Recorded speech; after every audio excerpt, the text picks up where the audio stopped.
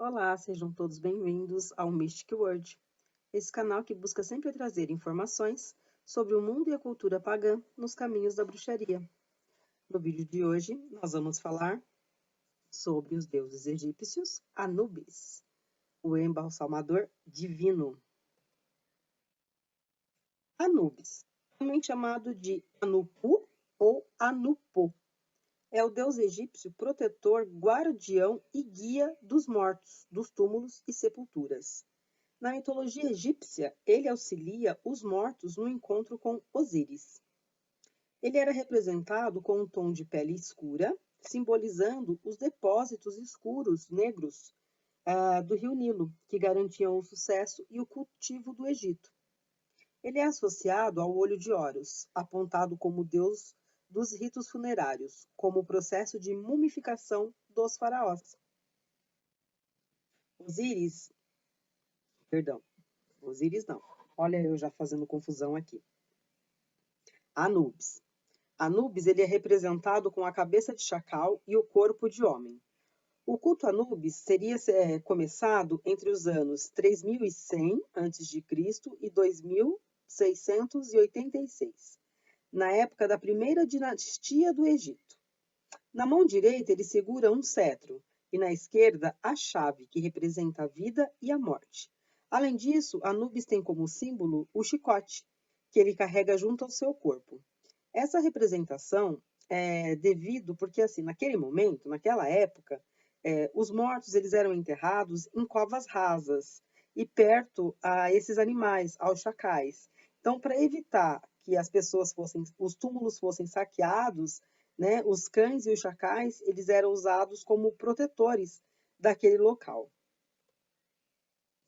Existem duas versões para a origem de Anubis. Para eu conseguir explicar, primeiramente eu vou dizer então que os pais dele, no caso Osíris, ele tinha 3 irmãos, 2 mulheres e um homem, Sete, Ísis e a deusa Néftis. Então eles eram em 4 irmãos. No caso, Osíris, ele se casou com Íris e Sete se casou com Néftis, ok? Então, formando aí 2 casais. Lembrando também que isso era muito comum, né? O incesto entre familiares era uma prática comum entre os egípcios. Então, hoje, para a gente, nossa, um absurdo. Irmão com irmã, como assim? Mas naquela época era muito comum. Então, vou falar primeiro a primeira versão da possível origem do Anubis. Então, a primeira delas é que o Anubis ele era filho do deus Osíris, que é o deus da fertilidade, com a deusa Néftis, que seria a irmã e cunhada de Osíris. Néftis, ela era casada com Sete, era o irmão mais novo do Osíris, o irmão mais novo de todos eles, no caso. Só que ela se disfarçou de Ísis, que era sua irmã gêmea, para seduzir o Anubis e engravidar, porque o Sete era estéril, não podia ter filhos. Na segunda versão, é uma versão um pouco mais simples. Então, Anubis é simplesmente filho de Osíris com a irmã Néftis. Pronto.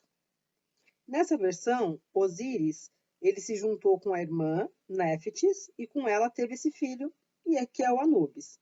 E aí o Sete, enciumado pela quantidade de terras, olha só como que são as coisas. Em vez de ele ficar enciumado que a mulher engravidou do irmão, não, ele ficou enciumado porque ele governava mais terras do que ele. Então ele foi lá e resolveu assassinar o Osíris. Então o Osíris, juntamente com a sua esposa Íris, depois que ele sofre o assassinato, a Ísis, no caso, ela ressuscita ele com a ajuda da irmã, né, da Néftis, e do filho, do Anubis. Então, o Anubis foi o primeiro corpo que ele preparou, que ele embalsamou. Então, foi o corpo do próprio pai, que é o Osíris. Daí, ele passou a fazer esse serviço constantemente. Após ele ser ressuscitado, né, então Osíris foi ressuscitado e aí ele passou a viver então no submundo, porque ele já não podia mais viver no nosso mundo aqui comum. Então lá ele ficou encarregado de pesar o coração dos mortos e decidir o destino das pessoas. Então era como se ele fosse o guardião do que a gente poderia chamar de purgatório. Então, você morre, você vai para um local onde você é pré-julgado, se você foi bom ou se você foi ruim, para se decidir ali, então, o seu destino. Então, era isso que o Osíris fazia no submundo. Anubis, por sua vez, ficou encarregado de preparar o ritual da morte, então de embalsamar os corpos, de mumificar. Né? Ele ficou responsável também por guiar a alma dos mortos até o Pai. Então a pessoa morria, ele preparava, fazia toda a preparação, assim como vocês estão vendo na imagem, ele fazia essa mumificação e essa alma ele levava até os portões lá do Pai para que o pai, então, decidisse o destino final dessa pessoa. Só que ele não fazia isso sozinho, né? Ele possuía alguns sacerdotes que ajudavam ele a embalsamar esses corpos. Nesses rituais, os auxiliares dele também utilizavam essa máscara de chacal, né? Depois de mumificado, aí o coração do morto era entregue para o Anubis, da mesma forma que o pai dele fazia no começo. Depois ele assumiu esse posto e ele mesmo passou a ser o responsável por fazer o peso, no caso, a pesagem desse coração. Mas espera aí, como assim? Pesar o coração? Não entendi. Então, vamos lá. Reza a lenda que nesse processo ele usava uma pena, era chamada a pena da verdade. Quem deu essa pena para Osíris e depois passou para Anubis foi a deusa Mate. Ela era a deusa da verdade e da justiça. Então o órgão, o coração, se ele fosse mais pesado que a pena, assim como aí na imagem, era uma balança. Então a pena era deixada, né, de uma ponta da balança e o coração ela era colocado do outro lado. Então, se o órgão fosse mais pesado que a pena, então ele era levado, a alma era levada para ser devorada por Amit, que era o deus leão. É como se fosse um inferno, seria essa simbologia, porque esse coração ele era mais pesado que a pena, então significava que a pessoa estava cheia de maldade, ela não passava pelos portões, né, de Osíris. Anubis conduzia ela até lá, fazia essa pesagem, mas ela não atingia, não alcançava o paraíso, né, a vida pós-morte, a tranquilidade. Se o coração fosse mais leve, então certamente estava repleto de bondade, né? Então, por consequente, era guiado por Anubis até o mundo do além, que era onde o pai dele passou a governar. Então, no início, o pai dele fazia essa pesagem, Osíris, quando foi para o submundo. Aí ele resolveu ficar, de fato, governando o submundo e deixou essa função, então passou a ser do Anubis. Então ele preparava o corpo, depois ele não só encaminhava a alma, como ele também passou a fazer essa pesagem.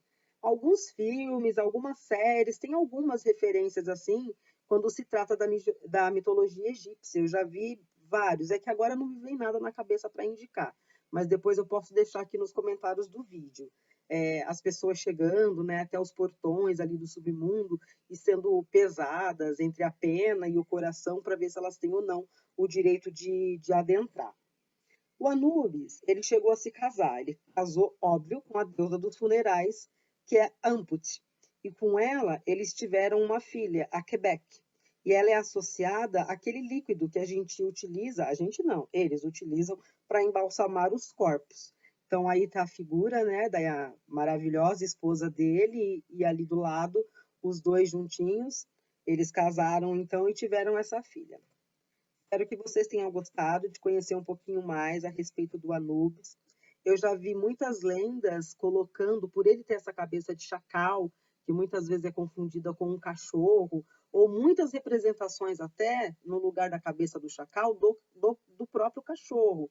Mas eu já vi muitas pessoas fazendo a confusão de que ele é um demônio, de que ele é um diabo, de que ele leva as pessoas para o submundo, ou que ele é que mata.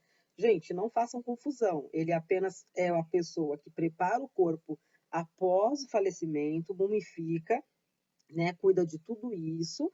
Aí ele leva a alma da pessoa até os portões, lá no caso do possível paraíso pós-morte, e aí ele faz a pesagem, então, fisicamente do órgão, do coração, junto com a pena na balança. Então, se o coração for mais leve, a pessoa tem direito a entrar ao paraíso, senão ela é levada para ser devorada. Ela não, a alma. é levada então para ser devorada. É só isso. Então, ele só faz esse processo. Então, é como se ele tivesse um cargo mesmo, uma função. Então, por isso que ele está sempre associado a túmulo, cemitério, catatumba, tudo que tem a ver com os mortos. Ele transita entre os dois, né? Entre o nosso mundo dos vivos e o mundo dos mortos. Mas nada tem a ver com demônios ou com um ser maligno, enfim, que assassina, né? Vamos repensar, vamos dar espaço a conhecer melhor a história dos deuses. E assim, mais uma vez, a gente faz a associação, né? Como os deuses eles são parecidos conosco, não tem muita distinção, não é porque eles são deuses que eles são perfeitos, as suas próprias imperfeições.